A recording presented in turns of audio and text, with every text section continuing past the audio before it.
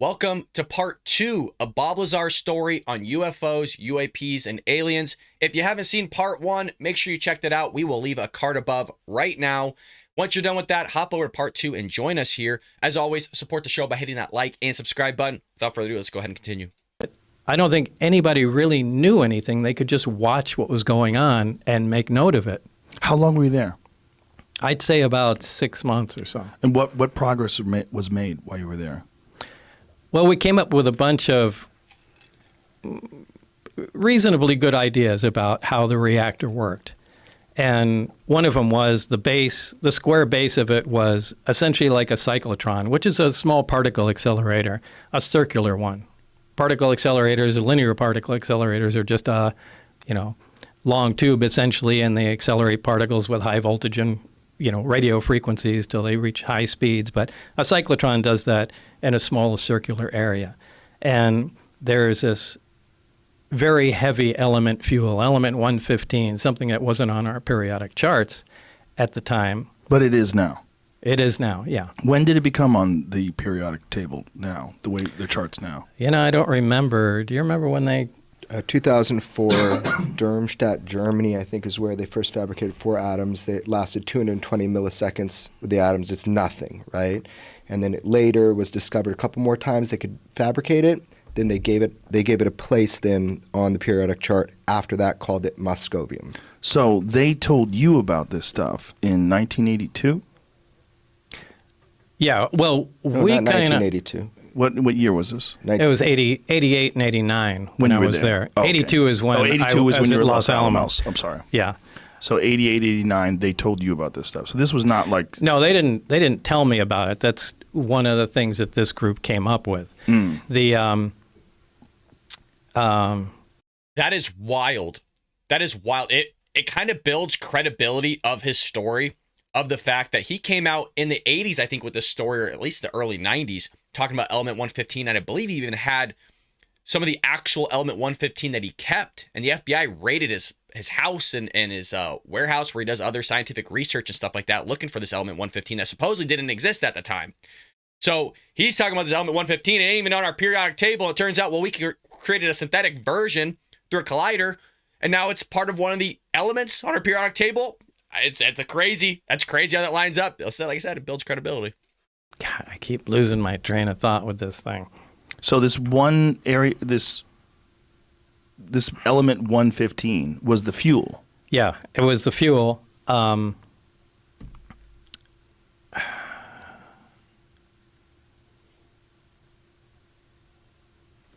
The world will forgive you for having a migraine. It's really hard to think through this. Just give me a minute. We'll just give you more booze. I just want to say, yeah, definitely. I was going to say one thing. Bob, for the last 30 years, people have just been on the attack on Bob, getting to know him, the personal effects on his life. It's really hard to understand unless you meet his family and his wife. I mean, this is the last thing he wanted to fucking do, was have to talk. Yeah, we should explain that, Jeremy, that you and I had this conversation. I watched your documentary. We had this conversation, and I said, I have to talk to him. Yeah. The document, there's been detractors. There's been a bunch of people that called bullshit on many of the things that you've said, but over time, many of the things that you talked about, even in the 80s, have proven to be true. Things that people said were not true were proven to be true. Element 115 was one of them, right? Right. Element 115, the fuel they had, was stable. In other words, it didn't decay. It wasn't emitting radioactivity. When they synthesized 2 or 3 atoms of the 115, it did decay, and it was not a stable element. So they're kind of 2 different things. But this is kind of typical. Elements always have, or pretty much always have, stable isotopes and unstable isotopes. Like, I think cesium has like 30 unstable isotopes to it. So, hydrogen, for example, you're familiar with hydrogen gas. It's stable. It's not radioactive. But there's also 2 other types of hydrogen, deuterium and tritium. And deuterium isn't radioactive. It's another stable isotope of hydrogen. But tritium is radioactive. Now, they're all hydrogen, but they just have different amounts of neutrons. So it's the same thing with other elements and element 115. Depending on the amount of neutrons it has, designates the isotope, but it's 115. They will continue to take or experiment and try and make 115 at different isotopes, and I'm sure eventually they'll come up with a stable version, but it's the stable version that has the properties that we're talking about. So they somehow... That's a pretty clear explanation of element 115 in terms of what we're able to create right now versus what he actually utilized on the craft as a fuel source. Hands down, man, for something that happened that long ago and you're only around for 6 months and you're able to describe it in such a way that's actually able to be conceptually understood by somebody like me that's not even in the sciences. I'm within the mathematics field. Well done. Well done. Or another had acquired a stable version. Did they say that the stable version had come with this craft? Yeah, it absolutely came with the craft, yeah. So at the time, you having a firm knowledge of the periodic chart and knowing what was real and what wasn't real, what was your reaction to having this stable element 115 that wasn't even supposed to exist? Well, everything was impossible. Right. I mean, down to the metal. I did get a chance to look inside the craft on only one occasion, and this was important because where the reactor sat might have been critical to how it operated, since everything operates without any interconnection, so the placement of components might be critical. So they allowed me to go inside and look at it. Again, I forgot where the hell I am. So you're going into this craft, and what are you thinking when you're inside of it? Like, what are you seeing? It's a very ominous feeling because first of all, everything is one color. It's like a dark pewter color, and there are no right angles anywhere. It's as if somebody took, I've said this before, somebody took a model and fashioned it out of wax and then heated it just for a short time so everything melted. Everything looks like it's fused together. Everything has a radius of curvature where two items meet. It's a really weird looking thing, but there was almost nothing other than a small foldable hatchway that looked recognizable. Everything was really unworldly, to pick on it, a way to describe it. So you get inside this thing, and it's designed for something that's much smaller than a human being. Yeah, you can't really stand up till you get to the very center of it. And how tall are you? I'm 5'10". And what do you think this was designed for? I'd say something close to half my height. Wow. So these little 3-foot tallish creatures. Yeah, and the seats were small too. I mean, obviously it was made, for something small. But there is there's nothing else in there. There's just seats, the reactor, and some of the subcomponents. There's no control panels. There's no bathroom. There's no decorative components or artwork or anything that you would recognize or trim. I mean, it's just a very bare bones thing. You're not seeing any screens? Well, there are archways around it that are part of the superstructure, and one of the archways can become transparent. When I was in there was another group working on one of the archways, and you could call that a screen, more or less. So through that archway, with no bathrooms, and he hasn't hinted at it as a food source for these, I don't know, aliens, extraterrestrials, ET. It kind of builds on the idea of them being interstellar.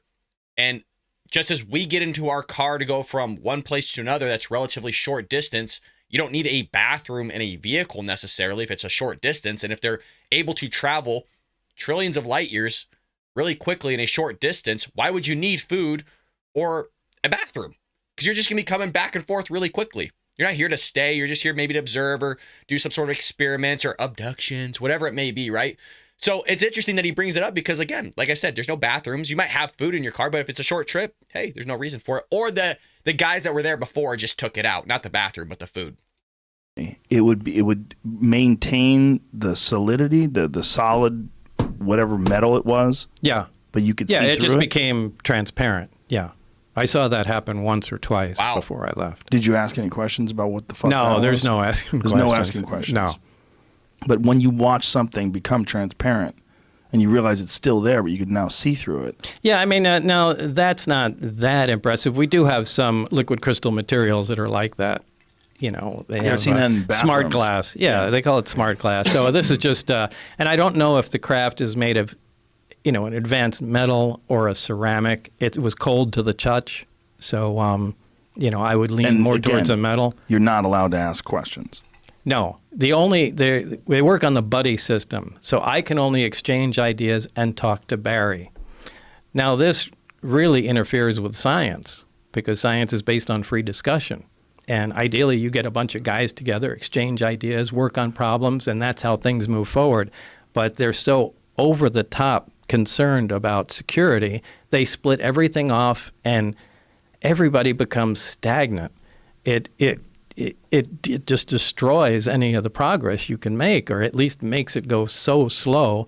I think they wind up shooting themselves in the foot. Which is probably why they arrived at this bottleneck that they needed to get this madman with a jet-powered Honda to come in and see what he could do. I think that was an act of desperation. I think they wanted someone that thinks out of the box and let's just give this guy a try here, because Right. they weren't, and they might have done this 4 more times since you know, up to the point in time today, assuming they're still working on this thing.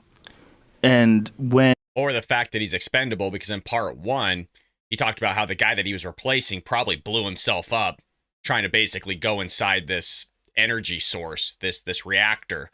So he has a lot of qualifications. He's able to do the job, but he's also expendable. The guy blows himself up. Hey, we'll just find somebody else to meet these qualifications too, because Barry seems like he's the one that's kind of running the show, and more or less Bob Lazar here is kind of like the teacher's assistant, kind of the aide. And I'm not trying to belittle the guy. The guy's freaking a genius, but you understand the analogy that I'm making. and you see this craft and you're inside, was there any indication that there was an area that they would use to control it, to pilot it? Was there a pilot seat? Was there... There were 3 seats. They sat around, the reactor was in the dead center of it, and then equidistant around there were 3 seats. So And that's all. There was a large, they're not consoles, they're large rectangular objects, also spaced, equidistant around the center. There's nothing on them, there's no buttons, there's no lights, there's and no they controls. look the same color, the same Everything thing. is the same It's color. just a different shape. Right. And directly underneath them, there's 3 levels in the craft. The main level is what we're talking about. Directly under that, those are the gravity amplifiers, the big rectangular objects. Underneath them are the gravity emitters that look like, for lack of a better word, a trash can hanging on a pipe. 3 of those. And then the top layer, this is just my personal belief, I think that has to do with a navigation or their version of a computer with some planar panels, sensor panels around the craft that we would call portholes, but they're not portholes. They're just black areas. And I think that just determines its, position in space. But I physically was in the center section, and I stuck my torso in the bottom section and hung upside down so I could see how the gravity amplifiers were positioned. What is the roughly the size of this thing? It's I don't remember from being there, but after all this stuff was over, I had John Andrews, a guy from the Testers Model Corporation, and we sat down and tried to figure out from what I saw and known sizes of things, and we came up with 52 feet in diameter. And So I it's think fairly, that's fairly small. Yeah, so I think that's a reasonable guess. Now you said there's 9 of them, and you got a brief glimpse at the other ones. How were they different? Oh, they looked completely different. One looked like I called a Jell-O mold, and it looked like a classic Jell-O mold with the rippled sides to it. One was a very flat disc, like like a straw hat or something like that. That was sitting up on its edge, and the thin part of it it looked like a projectile had been fired through the edge of it. So I don't know if they were attempting to see if the metal could be penetrated, or if that's where the thing came from. Maybe it was shot down. But that was the only one where I saw there was, actual physical damage to it. And that one was roughly the same size? They're all... They were kind of too far away to tell. And did Like I said in part one, man, I really wish you would have said, hey, there was one that looked like cigar, tic-tac shape. It was white. I mean, that would have really built a crazy credibility, not just for Bob Lazar, but also for what happened on the Nimitz with Commander Fravor, seeing the tic-tac go from, 80,000 plus feet down to a foot above sea level, zigzagging left and right, kind of watching his movements. If you haven't seen that, maybe we'll cover that episode on a later date. But man, maybe he'll get into it. We'll see. There was several teams that were working on the propulsion system, so there was different teams that were working on these different aircrafts? I don't know. I could only assume. Right. Now, when you're sitting in this thing and you're looking at this otherworldly craft, your goal is to try to figure out how this thing functions. Your goal is to try to figure out how this reactor, but you would imagine they would give you more time than just one day to check that out. Oh, it wasn't one day. Right. Yeah, I mean, Barry was there. I think Barry was sleeping there. I'm sure they had. Now, that isn't weird. I mean, up at the Tonopah test range where they work on stealth fighters, you go, I think, 3 weeks on, 1 week off, and you stay up there too. So it's not weird to stay up at the test site. Right. So, yeah, I think he pretty much, and he acted like he's been up there for a long time. Yeah. But Maybe he's still there. Yeah, who knows? Do you have contact with this guy? No. Oh, no. I wish I did. I kind of thought he was going to come out after I did. Right. And I think I took so much flack and it's so much shit for what went on. I think I wound up helping security there, and everybody became afraid of, doing or saying anything after that. So what kind of reports did you have to give? So you're not making much progress, right? You're just trying to figure out what this thing is, and it seems impossible. Well, we didn't personally make them. I mean, we were always, there was never a lot of information that we gained. The guy, you would call him our supervisor, his name was Dennis Mariani, and kind of a military-looking guy. And he would routinely pop in, during the day and, hey, what's going on, guys? And he would essentially relay any information, anything new we came up with. I mean, he was our go-between, where we presented him the information, then he took it to wherever they were, assembling all the data from everybody. Now, I assume you're working normal days, like an 8-hour day? No. No? No, it was really weird that I would be only called in on certain times and certain days. And they would be weird hours, too. Most of the time was later in the evening. I mean, I can get a call at 11 o'clock at night, and they'll say, it's now 11 o'clock. By 11:45, you need to be at the McCarran terminal, and, we'll let you know when we have more information. But what did you do while you were there? If you're looking at this object, this reactor, and you can't figure out what it is or how it works, other than the fact that it works on this element that we don't even know about. Sure. I mean, the thing was what you do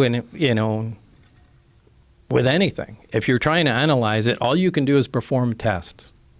And all we did is try and come up with every kind of test we possibly could. I mean, we tested, it violated a lot of what we thought was impossible to violate. I mean, one of the first laws of thermodynamics, essentially any machine, any device that operates always makes extra heat. Nothing works at 100% efficient. Even the headphones you're wearing, anything that takes power, some of that power is going to be converted to heat, and it's just wasted. This didn't. I mean, we looked at, back then we had infrared cameras. They're different today, but back then you had to pour liquid nitrogen into the camera to cool the sensor down and get these infrared images you've seen. But it never got, no matter what the load was on the reactor, it never got above the ambient temperature, which is impossible. I mean, you're, pulling out huge amounts of power and nothing ever gets warm. We tried measuring magnetic fields and there was nothing there. So we started playing around with the emission from the emitters, the gravity wave itself, and saw what we could do with it and how it was focused. So we really spent all our time just trying to see what the stuff can do and what we can control. What's cool about this is that if you're looking at the new UFO, UAP footage that's come out within probably the last 2 or 3 years, you can tell what's kind of been faked, but also what is just one of our aircraft because it's emitting some sort of heat source, whether that's the exhaust or the flame or the propulsion from the vehicle, like a F-15, F-22. Those will emit, obviously, heat, and we can catch that on camera, to whereas there's a lot of footage that we're getting from certain objects that is moving, and it's moving fast, and there is no propulsion in terms of letting out some sort of exhaust or some sort of heat or energy differential that we can catch on camera. So it builds into Bob Lazar's story here of what we've actually seen on camera, and supposedly the United States government and other governments have a lot of footage, HD footage, of this stuff they're not releasing. Hopefully one day we get our hands on it. So you were seeing what it could do, but you couldn't ever figure out how it was doing it. No, not really. I mean, we really could only use come up with a best guess. Now, I can't say we really that I could absolutely state for certainty how anything actually worked. Now, how did you know at all how they were piloting it? Because they were doing some tests where they were having these things fly around in the sky, and this is what gets us deeper into your story. Right. I was out there for one test. Right. In fact, I was with Barry in the lab, and Dennis came in and said, "We're about to run a test. Why don't you guys come out?" Or I think he said, "Barry, why don't you come out here and bring Bob with you?" We went out there, and the craft was already outside the hangar and was just preparing to lift off. Now, they were in communication with somebody in the craft. So there was a person in the craft. Yeah, there was certainly a person in there. Now, it's not a comfortable place to be in because it's small. So the guy has to be sitting on the floor in the middle, my best guess. And this is the same specific craft that you worked on because that was the only craft that you were in. The only one that I touched and worked on. And it quietly lifted off the ground, which was incredibly impressive to see. Quietly or silently? Well, quietly, because Did it make some sort of a noise? It produced a little corona discharge from the bottom. A corona discharge is kind of a high voltage brush, little bluish glow discharge. As it was lifting off the ground, you can hear a slight hiss sound. Now, as soon as it cleared the ground by about 5 or 10 feet, maybe even less than that, the hissing stopped and the blue glow disappeared. So it lifted off quietly, and then it hovered silently, if you want to be specific. Wow. So then what kind of maneuvers was it doing? It took for that particular time, it took off, moved a little around to the left and right, and then sat back down. The craft itself, they communicated with it because I saw the guy talking in a regular VHF radio to the person in the craft. And I even saw the frequency that was on the frequency counter of the communication, the transceiver there. But what's weird is he shouldn't be able to communicate with the craft with a radio. The radio wave should bend around the craft. I mean, it shouldn't be possible. Every single thing about the craft and the way they operated didn't make any sense to us. I mean, that's something we talked about for a while after. Why should the frequency bend around the craft? I'm wondering if the frequency would bend around the craft because of the gravitational aspect of anti-gravity would affect the radio waves, since it has to bend time and space. And radio waves, we know, travels through time and space, so it would bend it. That's my guess. We'll see if I'm right or wrong right now. Craft. Well, you really have to look at the way the gravity wave comes out of the craft. There's the reactor's in the center, and there's a waveguide that goes up to the top. There's actually a small appendage that sticks out of the top of the craft, and it produces a heart-shaped gravitational distortion around the craft. Now, if the craft is sitting in the air and you walk underneath it and look up, you actually cannot see the craft. The light bends around it. You're bending gravity, bends light. There we go. It bends radio waves. It shouldn't be possible to communicate with a craft that has an envelope around it that's distorting all forms of energy. But they were apparently in contact with it. Somehow or another, so through some unexplained way that they didn't bother explaining to you. Mm-hmm. So this thing gets up, it just does some very simple maneuvers, left, right, goes down. And did they discuss this with you? I mean, they said they wanted you to see it. No, they just wanted, no, they didn't discuss anything with me. It sat down, we looked around for a bit, and Barry said, let's go back. We went back in the lab. All we got to do was see it. Fast forward to some months later, I did have the test flight schedule of the craft. Now, they had times they had designated high-performance tests. This obviously wasn't one that was a high-performance test. The high-performance test goes above the mountain range, and they do much more radical moves with the thing. Look, this is a prized item, and they're not doing anything like taking it out of the atmosphere or flying around to other countries or anything like that. They just play with this thing right over the test site. But they were doing some radical moves with it. And since I had the test flight schedule, statistically, the amount of traffic in the surrounding areas on the highway was lowest on Wednesdays. And that's why Dennis told us that all the test flights occurred only on Wednesdays, because it'd be the least chance that anyone would see what's going on.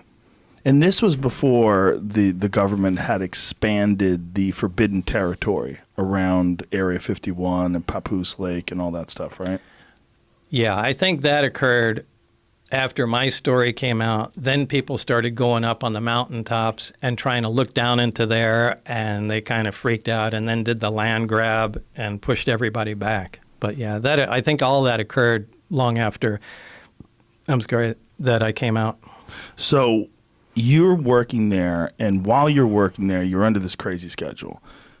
Forgive me for explaining your story, but you would get these phone calls. You would have to go to the airport at 11 p.m., and your wife started thinking that you were having an affair.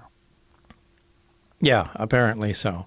Now, I did give my permission to have, as part of the, security clearance process, I gave written permission to have the phones monitored and things of that sort. So they weren't doing any covert stuff. They, with any Q clearance, which is civilian top secret clearance or military top secret clearance, they go talk to friends and, places you've been, make sure you're not connected to foreign countries. But, monitoring your phone is nothing unusual.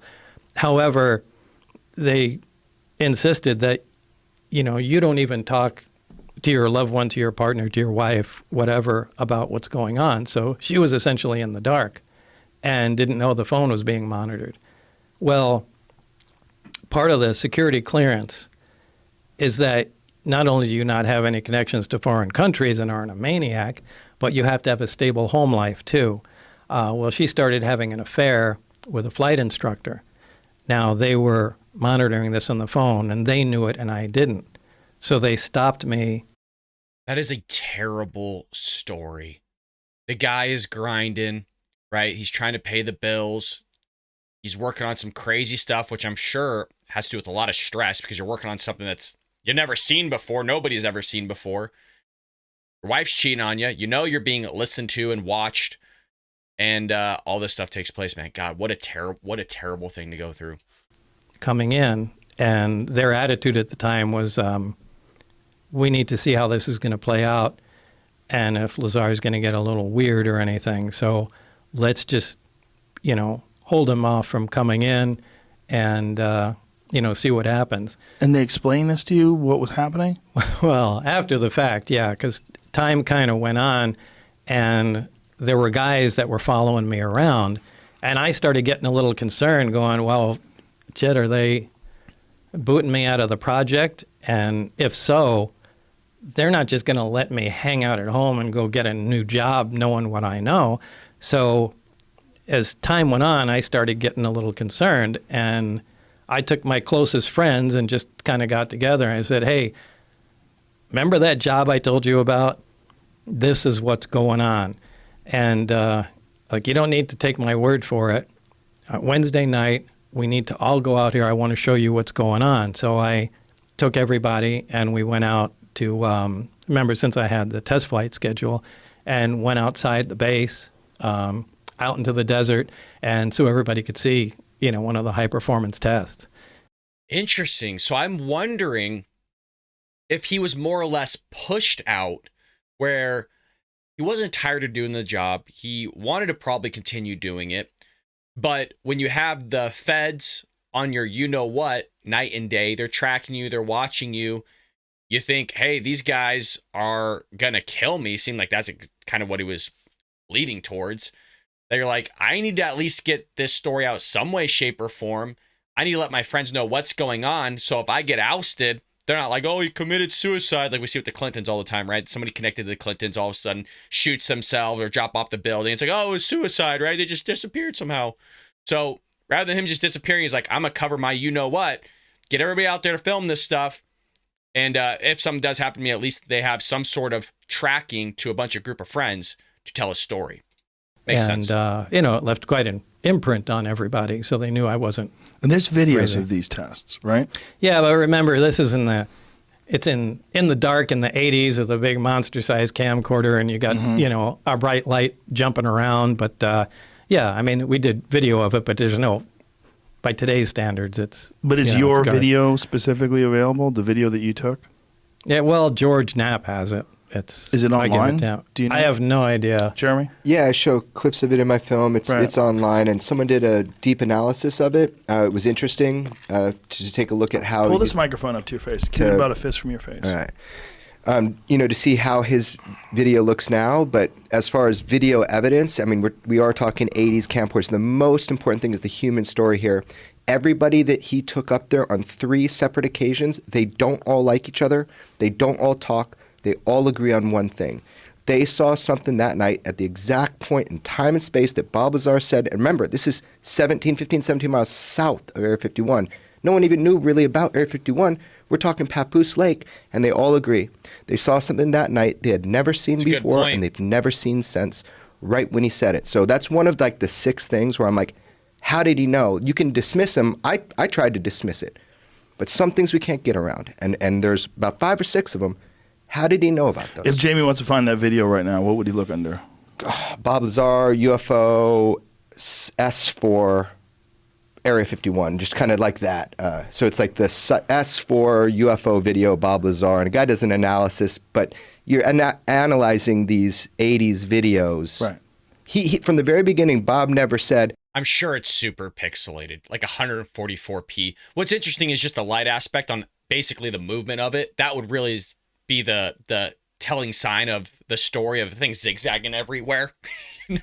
It's probably a good idea to look at that light and say, hey, it's either a UFO. We can't do anything like that. Could it be fake? Sure. But he makes a great point here. Jeremy makes a great point of, hey, you know what? How do you know the exact time, the exact location? If he never worked there, if he never been there before, how does he know all this? And he gets his friends out there. Again, it's just building credibility. I have proof of my story and I'm going to tell the world. He said at the very beginning, I cannot prove my story. That's not why I'm telling this.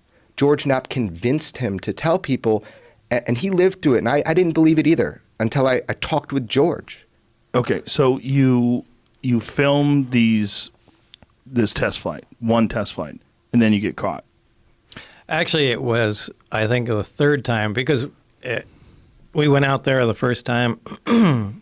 Everybody saw it. Everybody was amazed because it did some radical maneuvers, and everybody had a lot to say about it. Maneuvers that I've seen the video. It doesn't. I don't think there's something we have now that does that.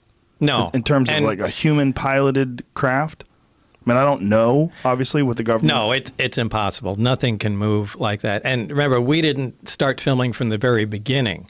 We were waiting for something, to happen. The craft took off and then came flying at us, stopped, turned at a right angle, flew back, and then, after it did some, amazing stuff, we like, to get the camera, and then we started filming. So it doesn't have all of it on there; it just has some. The way I describe it to my friends, and they said, "What does this look like?" I said, "Take a laser pointer, and then have a wall, and then move it around the wall."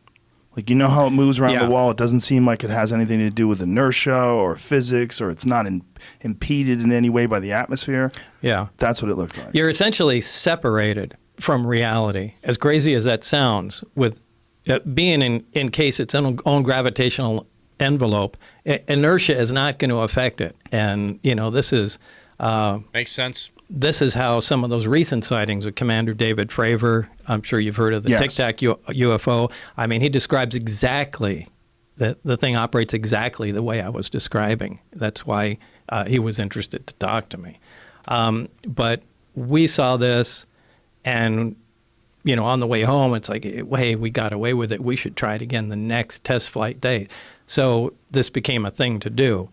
And I think it was on the third time that we got caught. I mean, we started becoming a little careless. I think we took a motorhome out there. And, I mean, it was like the stupidest thing you could Took a possibly grill, imagine. started tailgating. Yeah, it was ridiculous. And Again, you're in your 20s.